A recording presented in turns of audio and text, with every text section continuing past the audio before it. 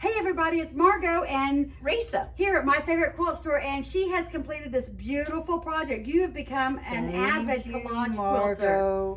So we are deep in the heart of Texas here in Houston, deep in the heart of Texas, and what a fun project you have here. I loved doing it. Margo, I created each of my flowers. I love it. So you've got some Indian paint brushes. Absolutely. And then you've got the yellow rose of Texas. And then you've got the daisies. Right. And then these are, I call these wagon wheels, but they might be called something else. Rudbeckia. There you go. And then you got some cactus, and then of course the bluebonnet here in the center. Blue bonnet. The Texas bluebonnet. So you have got us covered on all of our favorite flowers here in Texas. And it's fun because my first collage quilt was a heart. Right. But then my second one was a Texas flag, and I had to combine both, and then I kept thinking, what do I put in the center? I love flowers. Yeah. So and I think your cactus is just so unique and fun. I love that fabric you chose. Thank you. Thank you. It's a lot of fun, and I enjoyed it. Okay, but I came up here today, Margo, because I need a backing or like a background for this. Okay. It's going to be a wall hanging in my house. Okay. So you have some ideas on what it needs to be. Yes. Possibly when you're first coming in. So what we thought we'd do is we'd run through 3 or 4 different scenarios of what it might be. So I said, oh, you know what? It's got such Texas and bluebonnet themes. Why don't we see what a bluebonnet fabric would look like, an all over light bluebonnet fabric would look like on the back of it.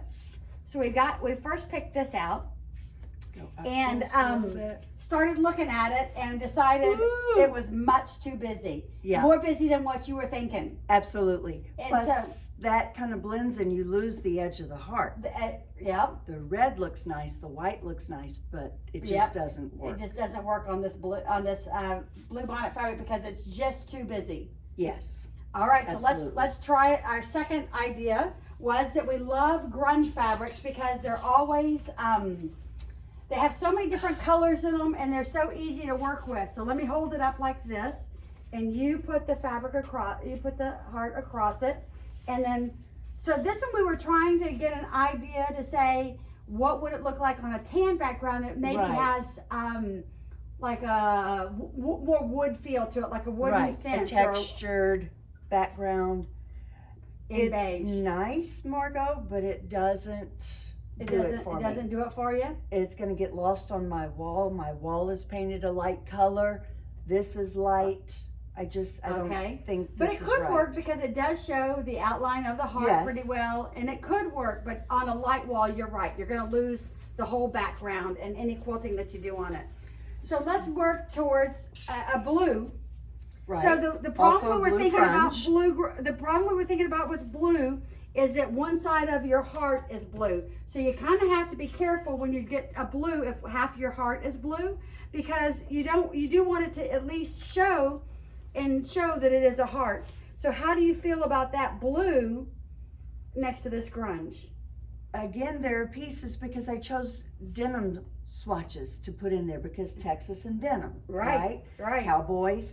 Right. The denim gets lost. You can't tell where the heart edge is and where the other heart edge is. So this is not going to work yet either. But it looks pretty with the red and it looks pretty with the white. I think the blue is the right choice. I do too, because you have so much blue around the other sides. So then we picked a watercolor batik, which is like a more all over color, and it's a little darker. So let's see what this navy I'll be honest with you, I would have never chosen this had I walked into a store, but oh my gosh, I have goosebumps when I look at it. Yeah, so this gives you just the amount of darkness you need next to the navies to give it that, so that you can actually see the heart on the project.